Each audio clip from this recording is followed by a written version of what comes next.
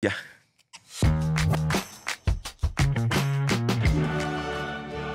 Allez les amis, on va faire un bilan de la phase de poule plus des barrages. Forcément, comme je vous l'ai dit, on n'avait pas eu d'émission cette semaine. Du coup, on va se rattraper un petit peu. On s'est dit que ça pouvait être sympa justement de reparler de ce qu'on a aimé, de ce qu'on a un petit peu moins aimé de cette phase de ligue. C'était quand même tout nouveau cette saison. Donc forcément, ça nous a donné une vision différente de la Ligue des Champions. Donc on va voir au travers des choix que vous avez fait, les gars, ce que vous avez pensé de cette première partie de Ligue des Champions. On commence avec donc le MVP.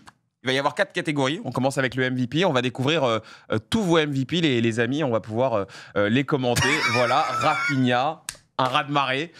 Qui a envie d'en parler, Bruce? Raphinha, je pense que ça semble être une évidence pour tout le monde, a priori.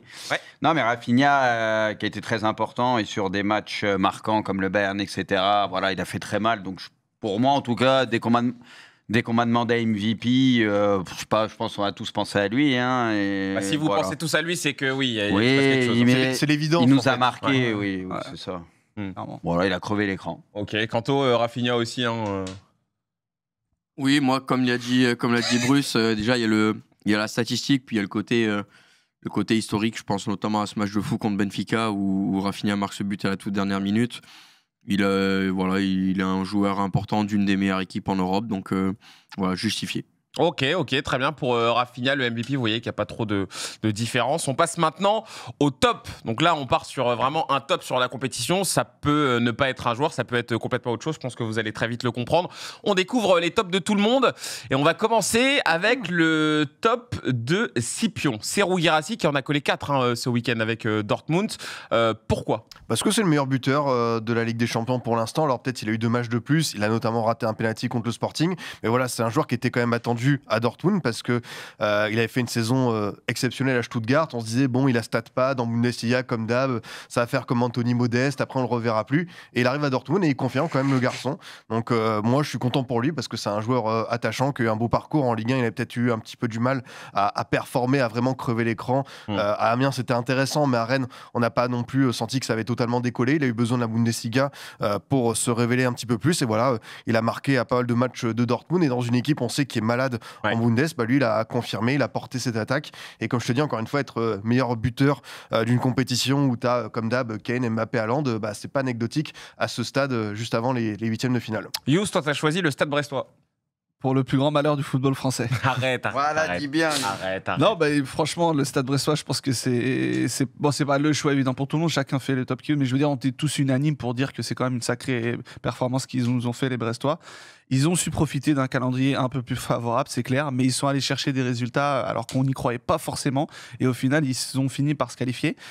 En tout cas pour les barrages, ça n'a pas passé parce qu'ils sont tombés quand même sur une équipe qui joue pas trop mal au football. C'était assez dur pour eux, mais voilà, je pense qu'il faut mettre en avant.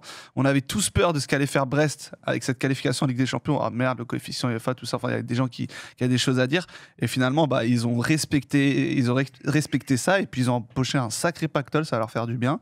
Donc belle histoire, et ils nous ont fait vibrer, et merci à eux. Ok, très bien.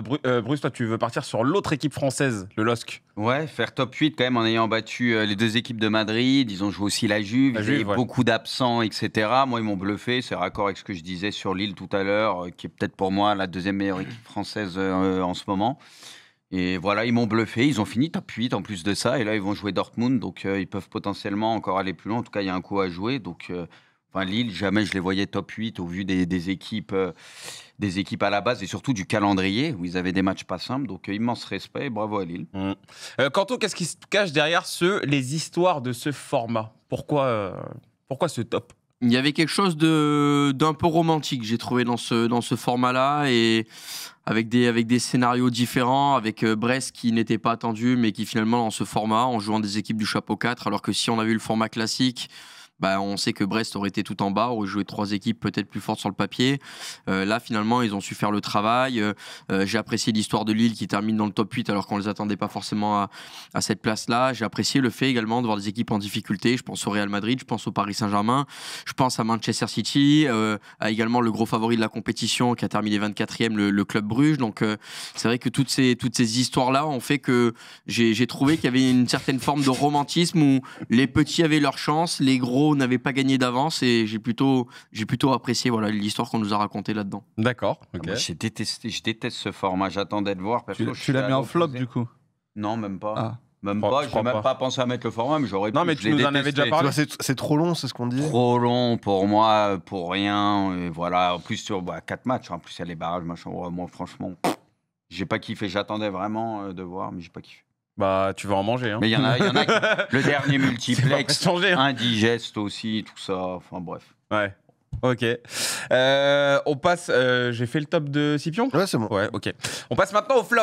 Là, ça va être un peu plus intéressant. On Pourquoi t'en regarde as ça. pas, toi, des tops Hein je vais te dire la vérité, j'avais zéro inspiration.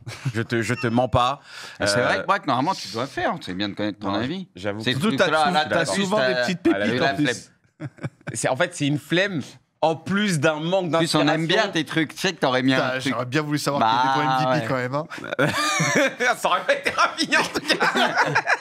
Ça, je peux te C'est dire. qui le joueur qui te vient à l'esprit là, comme ça? J'en ai pas, je te dis, j'ai pas d'inspiration. En fait, Bruce, il a raison. Il y a un truc sur cette phase de ligue, en vrai, où je trouve qu'il y avait tellement de matchs, il y avait tellement de trucs que la vérité, tout à l'heure, quand je regardais les trucs, je me disais, mais qui je vais prendre, qui je vais choisir, qui je vais mettre. Donc, j'avoue que j'ai eu la flemme. Franchement, je suis désolé, les gars, pas pouvoir Te partager. connaissant, comme t'es un homme de paradoxe, t'aurais mis Xabi Alonso.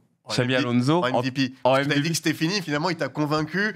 Mais on va voir quand même si l'histoire peut se continuer. Mais non, mais c'est pas un joueur, Xabi Alonso. Donc, Ouais. je l'aurais pas mis. Il y avait Non. écrit libre. Quoi? Il y avait écrit libre. Tu pouvais, ouais. Ouais. Ah, Ouais, mais mais non, tu voulais. je pensais qu'il parlait du MVP, c'est pour ça. Ah. Je me suis trompé. En effet, oui. J'aurais pu mettre Xabi Alonso. Ou Hendrick. On remet, s'il vous plaît, les flops, les gars. Il y a donc Yous qui va nous parler de Monaco dans les flops. Ouais, apparemment, j'ai mis Monaco. Genre, Non, genre, non, genre, sérieux. sûr ou il y a Non, une non, erreur non, non, plus Tu sérieux. pouvais pas mettre l'OM, là. Oui, bah voilà, c'est bien Marseille qui parle. J'ai vu dans le chat, vous êtes forts, les gars. Toujours les mêmes messages. Monaco, non, moi j'ai été déçu de Monaco. Enfin, pourquoi flop? En fait, déjà, nous, dans le message qu'on a reçu, flop, c'était pas le truc tout en bas. Donc, tu Il y vois. avait déception. Voilà, enfin, c'est juste pour Oui, prévenir, c'est flop, pas le. on avait deux Il y a flop encore et pire après. déception. Déjà, Ouais. il y a encore pire après. Ouais, C'est ouais. que. Ah bon? Non, mais il y a moi, flop et pour moi, déception. flop, c'est la C'est déception. moins C'est le pire truc, que c'est le truc Ah pire. ouais? Ouais, pour c'est moi, pire, c'était moi déception aussi. le pire. Déception, c'est genre, oh, c'est dommage quand même. Bon, c'est pas flop, grave. c'est genre le truc. Moi, ok. déception, j'ai mis Monaco. Mais après, J'ai vu Au comme pire, une Yous, déception. on va se dire que C'est c'est vrai pas que déception. logiquement, le mot déception, c'est moins fort que Ouais. flop. C'est vrai. Mais enfin, bref. Je déteste pas Monaco. Franchement, il y a des joueurs que j'aime beaucoup dans cette équipe. Enfin, même je m'en fous. T'es déjà quoi. allé à Monaco, Non, d'ailleurs? mais genre, je m'en fous. T'es déjà allé à Monaco? Ah, j'ai pas les moyens. T'es jamais allé? Ah bah, tu les détestes. Non, mais attends, mais Mec, en vrai, qui déteste Monaco? Tout le monde s'en fout. Genre, Monaco, ouais. Bah, on bien, s'en fout quoi. pas non plus, mais c'est vrai qu'on Si, déteste si, pas. si, on s'en fout. Moi, Bah, moi, je déteste Ah, je pas. rigole. perso. Non, plus sérieusement, je trouve qu'ils avaient bien commencé. Ils battent le Barça. Bon, ok, il y a eu un carton rouge pour le Barça, mais tu vois, ils ont bien commencé cette phase de championnat. Et finalement, ils l'ont très mal terminé. Et j'ai été très déçu de l'aller-retour contre Benfica. Moi, je croyais beaucoup en Monaco, les Ouais. gars. Vraiment, c'est une équipe que j'aime bien. Et je les voyais aller beaucoup plus loin. J'aimais bien l'arrivée de Biarritz. Franchement, je trouvais ça cohérent. Et je me disais qu'ils allaient écraser Benfica. Pas du tout. C'est ça qui m'a déçu. Tu vois, c'est vraiment. Là, ils pensent que dès qu'on a un avis négatif, c'est qu'on n'aime pas. Non, non. Ouais, franchement, c'est une équipe que j'aime beaucoup. Et j'ai été déçu. Du coup, ça aurait peut-être dû être en déception, c'est vrai. Ok. J'ai été déçu de ce qu'a fait Monaco en barrage. Non, mais au pire, on prendra Monaco, on le mettra en déception et on prendra ta déception et on la mettra en flop. Allez, voilà. Vous êtes deux à avoir choisi Manchester City de ce côté du plateau. Scipion et Kanto, bah Scipion alors. Oui, parce que c'est inévitable, même si on sait que c'est Une évidence. c'est conditionné aussi à leur chute en première ligue, mais voir Manchester City encore plus une équipe de Pep Guardiola lui-même, ne pas être en huitième de finale avec énormément de scénarios totalement fous, que ce soit la défaite 4-1 contre le Sporting, quand ils mènent 3-0 contre le Feyenoord qui se sont rattrapés, tout a été un petit peu à l'envers contre City. Pourtant, on se disait, bah, je pense beaucoup l'avait mis peut-être en équipe pour terminer tout en haut, parce que c'est une équipe qui nous habitue à l'excellence, au top, surtout lors de ces phases de groupe. Et on a senti que dès ces premiers matchs, il y a quelque chose qui avait un petit peu dévissé, lié notamment, on sait, à la blessure de Rodri, beaucoup de cadres qui ont perdu totalement leurs moyens. Et voilà, contre le Real, on se disait, bon, c'est un Real qui est peut-être un petit peu fragile. Non, il y avait quand même aussi encore 1-2 dimensions d'écart, parce que le Real, même si c'est une équipe imparfaite collectivement, t'as des individualités qui sont super à City. Ça a été le cas à l'aller, au retour. Et maintenant, on se dit que ce City-là va essayer quand même d'aller chercher la 4e place en Première Ligue pour continuer l'histoire Ligue des Champions. Mais oui, c'est vrai qu'on est tous de cette génération. On a vu Guardiola arriver sur un banc et pas le voir sur la phase à élimination directe en 8e de finale. Ça représente quand même quelque chose. Ok. Kanto, tu vas acheter quoi sur City? Rien, il a tout dit. J'en étais sûr. Ok. On a vu les flops Non. de tout le monde. Non. Moi, je pue. Ah, excuse-moi. Le Bruce. calcio. Les clubs de Serie A, pardon. Alors, qu'est-ce qui s'est passé? Parce que c'est une honte d'avoir qu'un club italien présent en huitième de finale. Je veux dire, quand tu regardes, le Milan jouait Feyenoord, ils étaient favoris. La Juve, contre le PSV, il faut se méfier, mais ils étaient favoris. Et l'Atalanta contre Bruges était favori. Au final, quand tu vois de la manière dont ils se sont fait éliminer, c'est une honte absolue. Donc ça fait très mal au football italien parce qu'ils avaient profité de la 5e place en Ligue des Champions.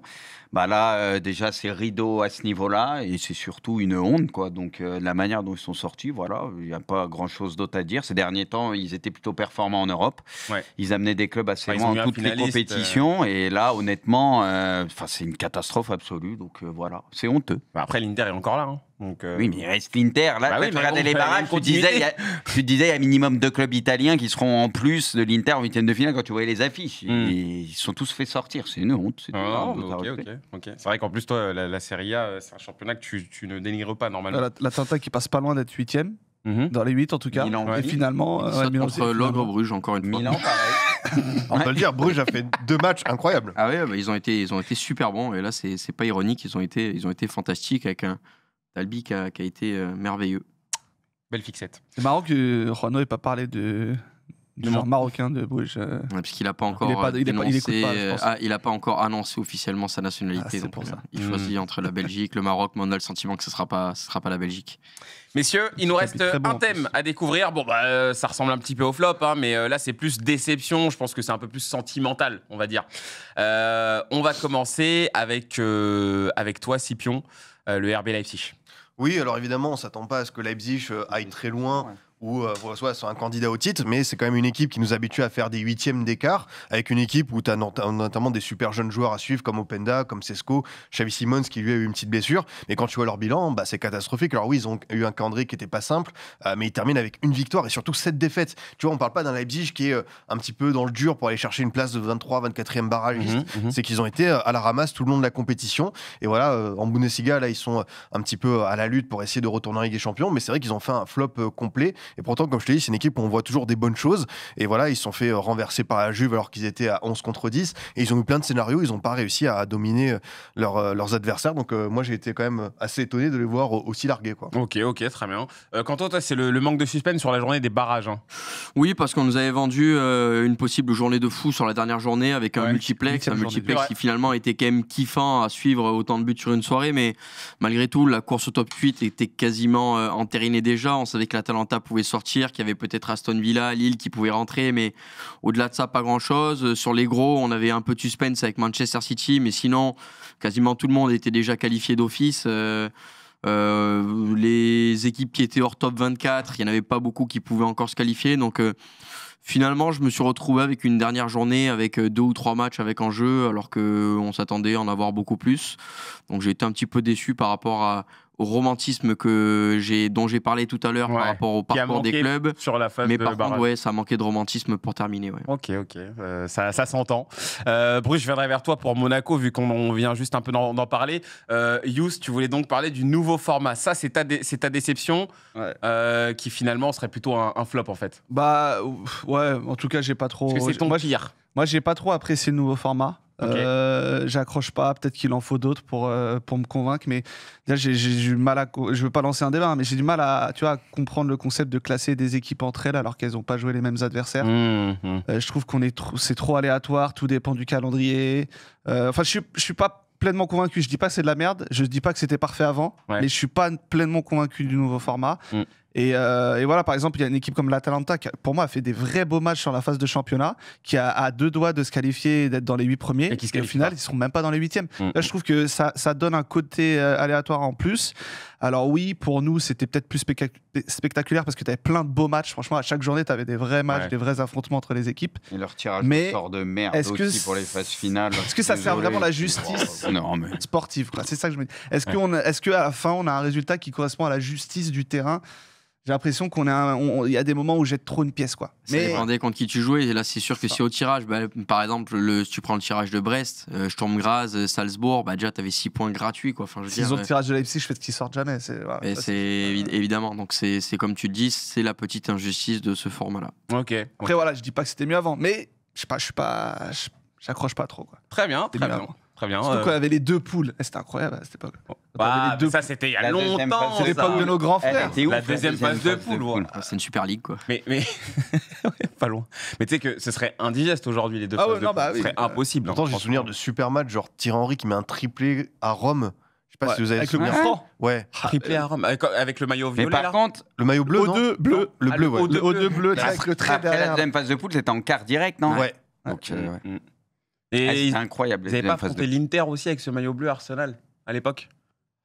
Possible. J'ai un souvenir d'un Arsenal Inter avec le maillot bleu, justement. S'il y en a sur le chat qui s'en souviennent, n'hésitez pas à le dire. 2 poules, c'est vrai. Pardon? Non, j'ai dit 2 poules, c'est sympa aussi. Ah, c'était costaud. En vrai, c'était très costaud. Bon, au début, ça faisait le tri, et après, il restait. Ouais, c'est ça. C'était la guerre. Ouais. C'était un peu ça. Messieurs, on va avancer Moi, je suis tranquillement. comme dame. Et j'ai compris, hein, 1 fois, ok, 2 fois, 3 fois, 12 fois.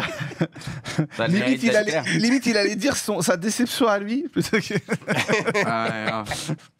Excuse-moi, Henri, je te Allez, on passe jure. au quiz. Je te jure, tu sais pourquoi? C'est parce qu'en fait, il a parlé de Monaco tout à l'heure, donc en gros, je les ai appelés. Vas-y, Juste, Boris, pour appuyer ce qu'il a dit, j'étais d'accord avec lui, je suis déçu. En fait, c'est déception parce que Benfica, c'était vraiment jouable et surtout, comme il l'a dit, ça s'est essoufflé sur la fin de la Ligue des Champions et c'est pas possible de faire autant de conneries. Je veux dire, il y avait quand même, je pense, tout pour sortir ce Benfica.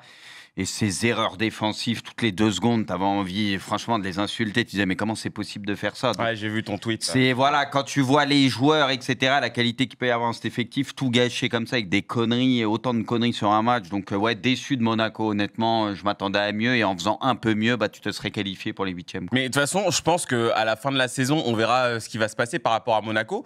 Mais je pense que ce sera vraiment le flop des locomotives de Ligue 1, hein, si jamais ça continue comme ça. S'ils finissent Là, pas t'es en train de top 4 décrocher de en Ligue 1, là, c'est ça. honnêtement. Ouais, Tu t'es fait c'est chaud, sortir ouais. là en barrage de Ligue des Champions. Monaco, attention, parce qu'au début de la saison, on les voyait pas comme ça. Hein. Et là, ça prend de l'ampleur. Hein. Ouais. Donc, ouais. Ouais.